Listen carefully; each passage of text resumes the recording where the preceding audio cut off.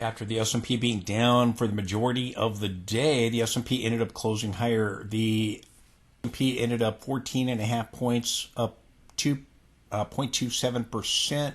The Dow was down 120. Again, the Dow looks like it's forming an ABC move. The chart, nasdaq was up 0.88%. Russell was down 0.36%. The VIX was up 0.86%. VIX closed at 12.85, but it was up nearly 5% at the highs of the day with the lows of the session. I think the VIX is going to pull back further. I think the S&P is going to go up and hit that upper Bollinger Band and trend line that I've been talking about. I think we're going to see a reversal there. A lot of sentiment and market breadth indicators, we are seeing major divergences develop between the S&P 500 sentiment and market breadth indicators. They are not moving to new highs. The S&P is forming massive divergences. Look at this massive divergence. You know, I was reading something on social media, and the person was saying how there's no fear in the market, so we're just going to continue to rally the rest of the year. It's an election year. Well, so was 2000. We sold off the second half of the year. So was 2008, which again, we had the financial crisis. That was an election year.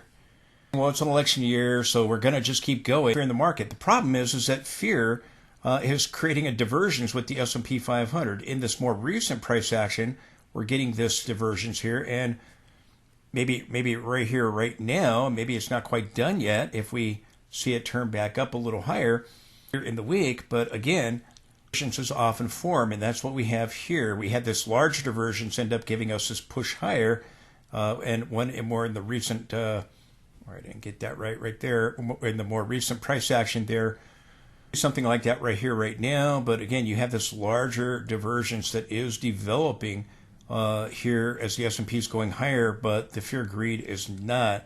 So a chance it doesn't move to extreme greed with this move, that it is a larger divergence forming a topping process between fear and greed and the S&P 500. S&P is in red, fear, greed is in blue here. They often diverge. Sometimes there's smaller divergences right here. The S&P went higher, fear, greed moved to extremes, and then it got a lower high, and they got a small divergence. So just something we're paying attention to. Out of reading a 46, it may go higher, it may go back into greed, but again, it may not. You've got a divergence that's developing. I just bring it up right here. Again, you could see that in the more recent price action from the March highs, again, we've got this divergence going on. This is the fear greed index. We've got one in the more recent price action here with the peak that we had in May. And again, we're seeing divergences on the indicators with either the May peak or back with the March peak, one or the other, on the indicators that make up this instrument. And again, you can see it right here. The 52-week highs on the near composite, it's making a lower high, while the S&P is making a higher high. The divergence is present. The summation index, again, doing the same thing with the March peak. It's diverging. Put to call ratio, we reached an extreme with the May high, and now we're getting a higher low. There's a discrepancy. We're seeing the same thing down here with the VIX. There's a discrepancy at the moment. We can still form divergences, but oftentimes discrepancies where they're not moving to new lows. The S&P is moving to a new high. Again, could mark a turn. But this shows, again, option traders are thinking there's no way this market is going to turn, no way it's going down. And we have another divergence here with the safe haven demand. You have this larger divergence from the March high. You have the divergence here from the May high. So you get a double dose of divergences. But the indicators that make up the fear greed index are all forming divergences or discrepancies, single one of them. So again, we've already reached extreme greed previously. We're forming a massive divergence from the March high and in the more recent price action at the moment. Not just the fear greed index. Again, it's a lot of the market breadth indicators. Just saw a few. Market sentiment is forming a negative divergence. It's not back up at the extremes that it was back here in May. It's forming a divergence, and right now we're just kind of turning back up here in June. But it's formed this divergence, much like the market breadth indicators talking about. And again, you had the same thing happen over here. We had an extreme in November of 2021. We came and we got a lower high. We never moved back up to extremes like that. Marked the January peak. You formed a divergence there, and it marked a reversal. You're doing the exact same thing here with the March and the May high, and now in June, not pushing back up. This was actually December, and in January, we didn't push back up. At the moment, we're seeing divergences on things like the AD line, where it's not moving up to a new high, but the S&P is getting a divergence in this most recent price action, at least so far. Divergence is forming on things like stocks above your 50-day moving average. S&P is moving to a new high. The stocks on the S&P are not. S&P's here at new highs. 45% of the stocks on the S&P are above their 50-day moving average. 55% of the stocks on the S&P 500 are below their 50-day moving average. Did you hear what I just said? Again, huge red flags with divergences with market breadth indicators, sentiment, and so forth. Again, signals remain bullish. Momentum signals remain bullish. The trend signals remain bullish. I think we're going up here, and then I think we'll begin to see momentum signals begin to turn shortly thereafter. But the signals remain bullish. I think we're going higher, and I think we're going to reverse in all likelihood. There's major resistance overhead. Please support the channel with the link directly below. That allows me to be able to provide you this information. If you like the charts, you like the indicators, please let me know that by supporting the channel. All the link, it'll take you to a secured site. You can donate any amount you want. Take a moment, step up to the plate and help out. I would really, really appreciate that. Thank you for your consideration for that. Again, the signals remain bullish. Divergences are forming in all of the time frames. Reversed over here in May. I told you I thought it was just going to be a pullback because I still thought we'd hit this upper trend line. That looks like it's about ready to happen. Momentum flipped back to bullish. See a little blue line and the blue arrow. Trend remained bullish here, down here, holding above the 100 period moving average. We got momentum signals showing that we were going to go down from top, but we never got reversal signals like what we had back over here. Trend changing and warning of a top, never got that. Warning of a bottom and the trend changing here. All these signals here, never got that here. So I told you I thought we'd go higher, and then I think we'll see it rounding this resistance level. Again, you see this trend line? We may end up even overthrowing it a little bit. Again, I think we'll complete the divergence on my indicators, like here with momentum.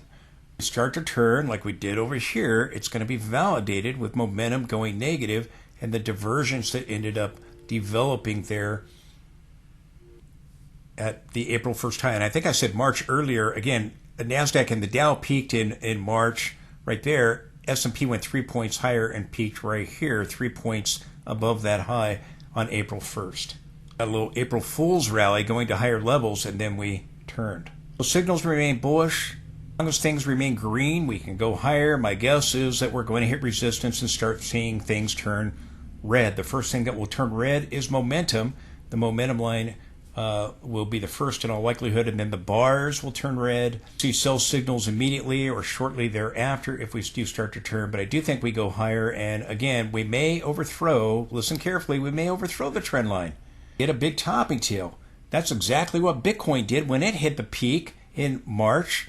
Back when we were seeing the peak in the stock market, Bitcoin did the same thing. They both have channels doing the exact same thing. Bitcoin is following the S&P. It's probably going to follow the S&P to a new high. S&P and the market starts to turn, then Bitcoin could also complete a divergence. Weekly chart, a positive correlation. Signals remain bullish, momentum bullish, this trend is bullish. That changes, you're likely going to be coming back down, headed back down to this area, back into the 4,900 area, and again, forming a head and shoulders topping pattern. Now, if I just remove the momentum, you can see again that it's directly overhead here. So again, we'll be watching this level. We'll be watching to see if we overthrow it a little bit. I expect sellers are going to be lurking in this area as the divergences. We're watching, do we get a one-day reversal where we rally at the CPI, reverse with the Fed, maybe get a topping tail, or happen over a few days or maybe on into next week with a post-Fed sell-off? I'll be watching. Fed meetings have been calling the turns. This is either going to be a continuation of the trend or a reversal. Highly likely with all the divergences in the monthly, the weekly, the daily, and the 60-minute time frame, gonna see a reversal. Earlier in the week, again, I thought we'd pull back or go sideways here and then go to higher levels. That's what we're now seeing. NASDAQ actually went to a new high. Okay, but again, I just think we've had just a sideways kind of pullback here. We've gone slightly lower Again, I still believe the market is going higher tomorrow in all likelihood. Watching with the Fed, do we get an immediate reversal or a post-Fed sell-off? Again, do we hang out on those highs for a little while or do we reverse? The consumer price index is coming in tomorrow before the market opens. It's supposed to be tame. I think the stock market will rally on it in all likelihood. 0.1% on the headline month over month. 0.3% on core month over month. The year over year headline is supposed to come in line the previous month at 3.4%. The core number year over year, and that was year over year, by the way, 3.4%. The core is supposed to be better than the previous reading of 3.6. It's supposed to come in at 3.5. Then we'll get the Fed, and again, then the press conference. Again, we'll get the new projections, economic projections out of the Fed, and we will also get estimate for the Fed funds rate 2024 and 2025. The amount of cuts Fed is expecting. We'll get that dot plot. That's likely going to be the thing that moves the market, even if it doesn't do it immediately. Again, oftentimes you get a post-Fed sell-off. All that at the March meeting. After the last meeting, we got a post-Fed rally, actually having some volatility and then going in the other direction. It's very common that happens with the Fed meeting. Meetings are calling the turns. This one should be a continuation pattern or a reversal. I think it's likely it's going to be a reversal. Just telling you, look, it may not happen the very day. It could. Times it does. Could be shortly thereafter if it is, in fact, going to be a reversal. We'll get the producer price index, PPI inflation data on Wednesday and Thursday. Just quickly to remind you, again, the Fed meetings have been calling the turns in the market, bottoms, tops, continuations of the trend over and over again. Last two meetings, we had a bottom here with the higher low. Here we had the Fed meeting. We topped the very day after. We're coming up against major resistance. We will likely go higher. As I continue to say, my signals continue to remain bullish. Momentum is bullish. The trend signals are bullish. But I think that we will turn off of the resistance and complete the divergence on the RSI and the awesome oscillator in the weekly time frame. I am expecting a turn here. I think we have a 5-leg push higher, 1, 2, 3, 4, and now 5. And I think we're getting this final fifth wave. I think we're just completing wave 4 going sideways, getting this final fifth wave of the fifth here. And I think that will mark a turning point in all likelihood surrounding the Fed meeting. And there may be a delayed response. It may happen immediately. We could rally with the CPI, as I think we're going to, hit the resistance levels and start reversing with the Fed. That could happen as well. I think that is very possible. The Fed economic and the Fed estimate for rate cuts could rattle the market. Take that off the table. Did you hear what I just said? The dot plot shows no cuts for 2024. That could change back, but if they did that, down to 1 or none or something, could rattle the market. Remember, the market is expecting 7 cuts with totally unrealistic expectations. So just remember, the Fed meetings are calling the turns in the market over and over again. I expect this time is going to be the same. It's either going to be a continuation or it's going to be a top, one or the other, because it's not a bottom because we're rallying to new highs. So I think it might be a top, much like what we had back in March, back over here in July of 2023. These other peaks that we got, we rallied into the Fed meeting or surrounding the Fed meeting. Initially, when we had the volatility with the market, saw a rise on the VIX, and we were up again nearly 5% or so, and then we gave it all back. And again, you got a little topping tail here, and you gave it all back. Again, I still think P is going to get one more leg up here, finish it on the intraday chart, a 5-leg push higher. And then again, I think that we'll see utility return. This could be all in one day if we get a one-day reversal, rally up to the levels I'm talking about with the CPI, but then we reverse with the Fed. That is very possible. Reverse shortly after, later this week, post-Fed sell-off, or on into next week with options expiration. Again, we've had the dollar, I think, bottom out. We got those bottoming tails last week. Here we had a double bottom on the daily chart. Again, nice looking channel here. Broke the downtrend. So will we backtest this level and then go on our way? That can help the market briefly, or have an immediate backtest tomorrow. We get a one-day reversal. It may be a few days before reversal occurs. There's a strong possibility we either get it with the Fed or shortly thereafter. I do think we go higher. My signals remain bullish. But with this breakout, we got the big surge, the lows last week, and then the surge back up. We got those bottoming tails on the dollar and the 10-year yield. I'll be watching to see what happens. Watching the hammer on the weekly chart of the dollar and on the 10-year yield to see if we confirm it either this week or going on into next week. And again, do we pull back and confirm it next week? Do it this week, but I'll be watching to see if these patterns are confirmed. Get a follow through. And again, this could be spelling trouble for the market. This could be spelling trouble for Bitcoin because they have a negative correlation with the dollar.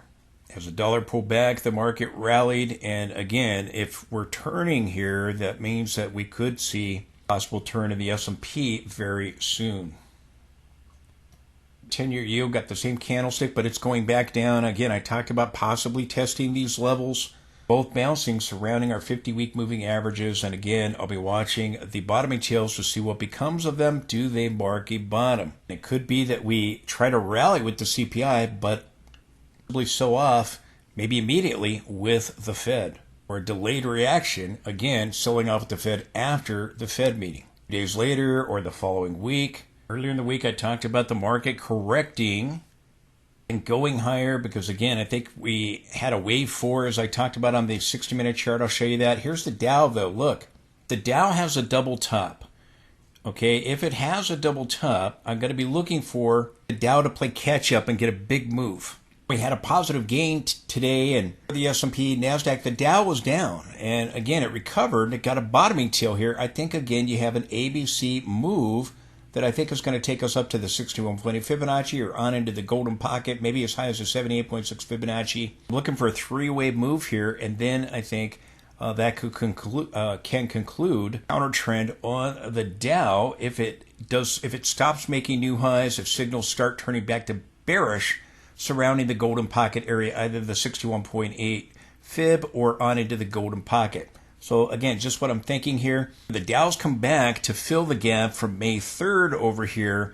The S&P has not done that. So again, the Dow's leading us lower. It's going to set up a lower high, or at least it has a good shot at doing it with major resistance directly overhead with NASDAQ and S&P. The Dow turned off of some resistances I've been talking about. The trend line in the weekly time frame didn't quite reach the upper boundary of the channel.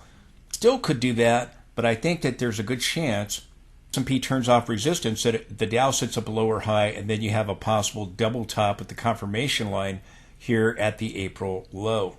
The S&P is going to close above its upper Bollinger Band. The Dow is nowhere near it. So again, I think we'll get it back above the 20-period moving average. I think we'll stall in the golden pocket. You got a good chance that that's going to be the case with the stiff resistance overhead with S&P and NASDAQ. The Dow could be signaling what is going on with the market if it does set up a lower high. So that's what I'm going to be watching. Does it set up a lower high in the golden pocket area? Directly overhead on the S&P 500, we have this trend line. I told you, again, I continue to believe we're headed there. We're just under it right now. Again, we might even overthrow it. Coin overthrew it when both the S&P did it back over here in March and Bitcoin did.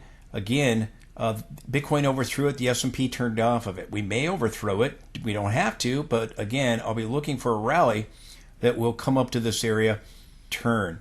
We overthrow it, but again, I think that you have this 5-leg push higher, and I think that we're getting 1, 2, 3, 4, and now I think we're getting 5 into this level, and then I think you're going to turn and come back down to this midpoint of the channel, horizontal support, and by the time we reach that area, that's where the 200 period is going to be hovering in the daily time frame. So this is what I think is going on. I think you're going to have this rising wedge develop here, and again, just a push back to fill this gap down here, and maybe go lower than that and test the neckline here, or get a slanted neckline and just fill the gap. We'll see what happens, but that's the area where I think we're going. Again, look at the upper Bollinger Band here.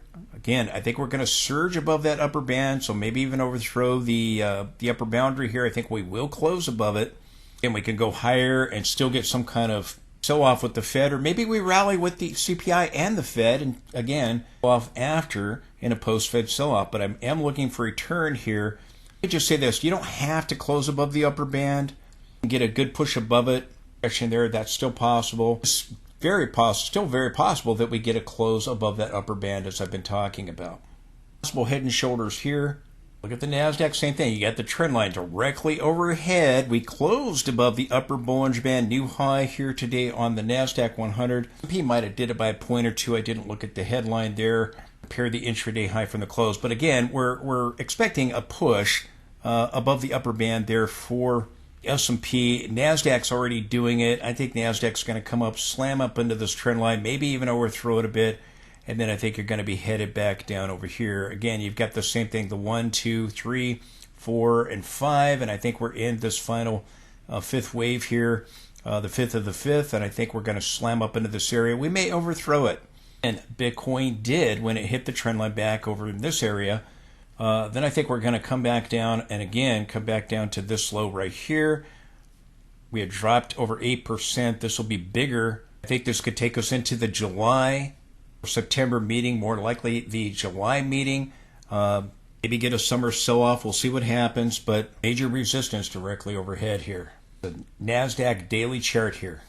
NASDAQ is just below this trend line right here. Again, you saw it on the daily chart. Here it is on the weekly chart. Again, I think the divergence is going to complete here. Good shot that it completes either here this week or next week with the post-Fed sell-off, but I think it's going to complete. And again, the divergences have called the turns. As I've talked about, you have a bearish rising wedge. What kind of candlestick we get by the end of the week.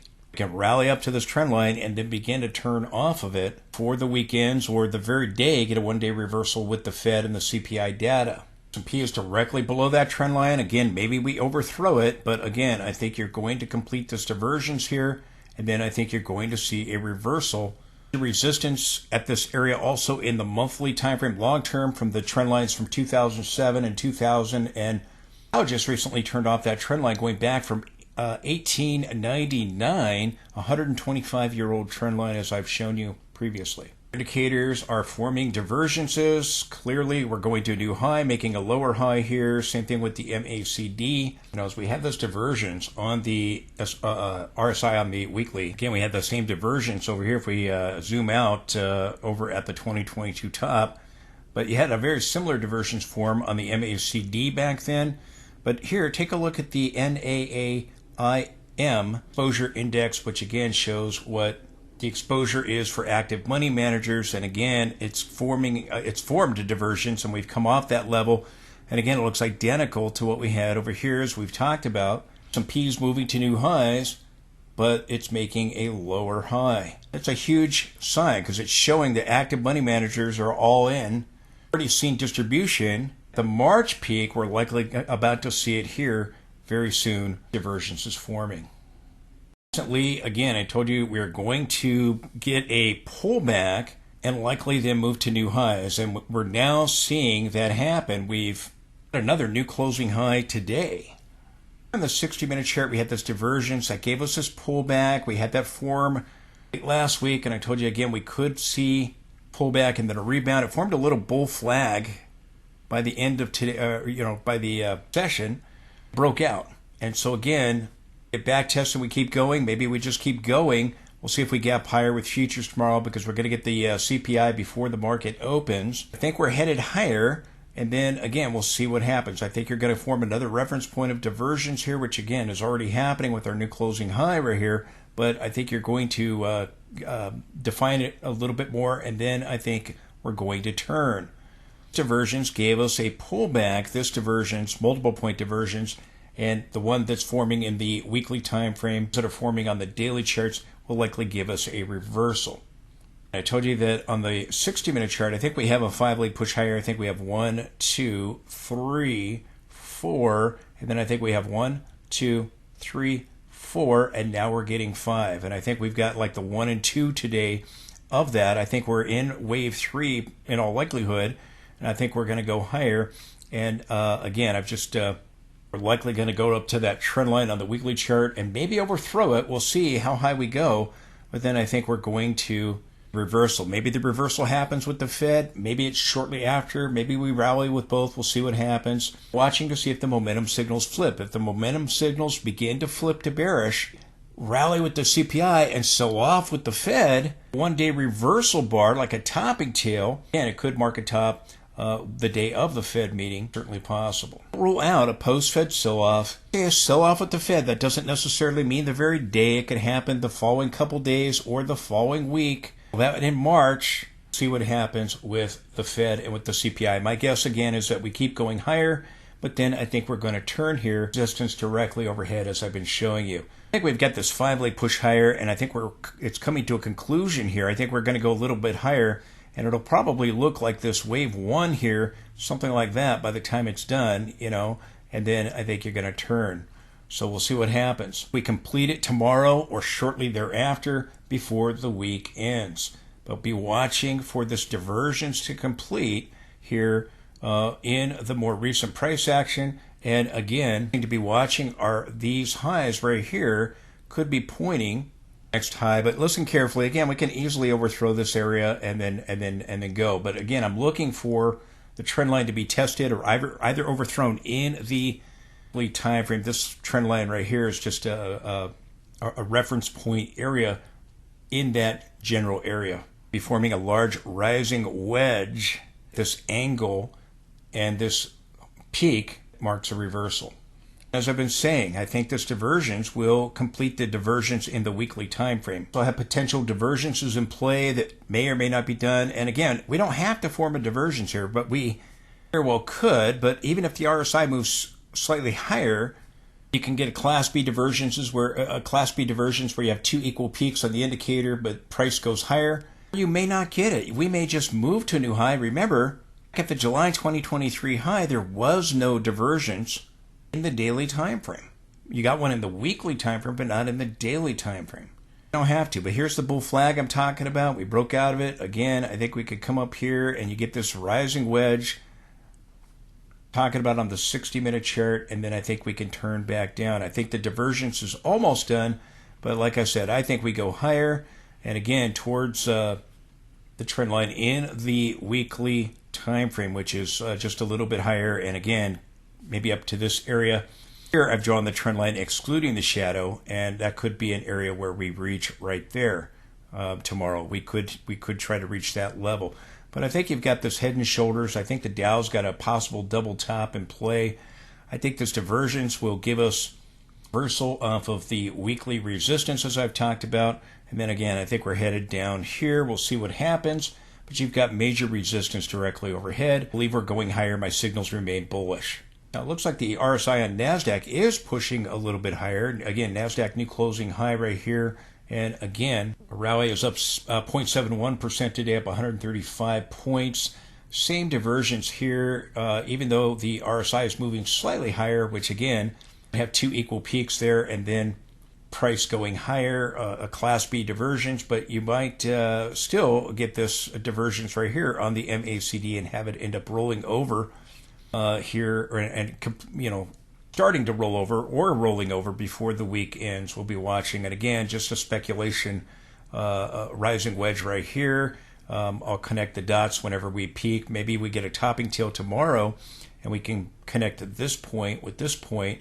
And again, you'll have a nice looking rising wedge here in the daily time frame. At the close above the upper Bollinger Band on NASDAQ, I think you could see close or two and then a push back below that upper Bollinger Band. Maybe we do it all in one day, but I think that, again, reversal surrounding the upper Bollinger Band and the trend lines of resistance, which we're directly below right now. Showed you this RSI earlier. Again, I'm expecting a multiple point divergence to develop. I expect we go higher, but take a look at momentum. We're firming up at the 50 level here on the RSI, holding above our 50 period moving average, seeing the MACD try to turn back up here, which again, I think it's going to complete a divergence tomorrow. And maybe it completes over a day or two, but I think it's going to complete. We might have a one-day reversal, but I think that's going to happen. But take a look at momentum. It's also turning back up. And again, I think you're going to turn back up here and end up forming a divergence very similar to the MACD here with momentum, and again a multiple point divergence there with the RSI, and again you even had one right here, this little divergence right there that developed, and a little tiny one here today that's giving us the rebound back up. So that's what I think is going to happen. Again, play out immediately. It may take us into next week into options expiration or later this week, but again, they're going to turn with the Fed or get a post-Fed sell-off. Because I'm saying we're going to get a sell-off with the Fed doesn't mean it's going to happen immediately. Very common that there's a delayed reaction, so keep that in mind. The way I think the Dow's going to do the same thing. Again, I told you to be looking for an ABC move. I think we have that first move up here. I think we're pulling back, and I think we're going to go up higher. I think the Dow is going to start outperforming in the next day or two, go up towards the 61.8 Fibonacci, maybe a day or two or three or whatever. Maybe it happens just for one day, but I think it's going to catch up to the S&P and the NASDAQ. And again, I think you're going to form a multiple point divergence here around that 61.8 Fibonacci or 78.6 Fibonacci, the golden pocket. Thing here, I think the Dow's MACD is going to turn back up right here and end up forming a divergence, and I think that will give us a lower high. Again, for NASDAQ, 60-minute chart, momentum turning back up, and again, we're going to a new closing high here of the upper Bollinger Band in the daily time frame. So again, I think you go a little higher, but then I think you turn, and we'll see. We complete some negative divergences. Again, these little negative divergences gave us the sell-off of kind of a sideways correction. NASDAQ and a bull flag on the S&P 500. Now we're breaking out of both of them, the sideways range and the bull flag on the S&P 500. So divergences with momentum. And look at the RSI on NASDAQ 60-minute chart. We had the little diversions give us this kind of sideways correction. This divergence back over here gave us a move back to the 200 period moving average. Here again, you're forming a multiple point divergence. I think you've got a 5-leg push higher here as well. 1, 2, 3, 4, and then I think this is 1, 2, 3, 4, and then now I think we're getting 5. And then I think we'll complete the multiple point divergence that will give us a reversal off of the resistance levels, the weekly time frame. Signals remain bullish. I expect us to go higher, but then we're going to turn off of the resistance in all likelihood and complete the divergences in the weekly time frame. Told you again why I thought pull back, still go to new highs, is because I thought a multiple point divergence would end up forming. I thought a 5-leg push higher here would end up forming. It looks to be that that's going to be the case. Once it's done, I think we will start reversal, and a possible head and shoulders pattern could be under construction. I'll be watching this upper Bollinger Band on the S&P. I'll be watching the upper Bollinger Band already closed above now on the NASDAQ. Last week, we were getting a warning sign that something big was going to happen. It's happening now. We're getting the push higher. Will likely lead to a reversal. Hang on, my trend lines moved on me here. This program, when you hit save on it, sometimes the trend lines move on you. I had multiple ones move on me this time. Look, I think this divergence is coming to a conclusion here. Again, we have this trend line right here that we're turning off of, and we halted at here today, right in there. I think we can go to maybe this one right here, or again a little higher and overthrow the resistance levels I've been talking about. But we do have this area right here. My guess is we're going higher. You're likely going to get a CPI rally on cooler data. Again, NASDAQ's already there, so we'll be watching for a close either tomorrow or in the coming days ahead back below the upper Bollinger Band here in the daily time frame. If we complete the left side of the head formation, we can get the right side of the head formation in our large head and shoulders pattern. Could take us into the July meeting or the September meeting, probably a sharp sell-off into the July meeting the next 6 weeks. The Fed FOMC meetings, not minutes, meetings, have been calling the turns in the market.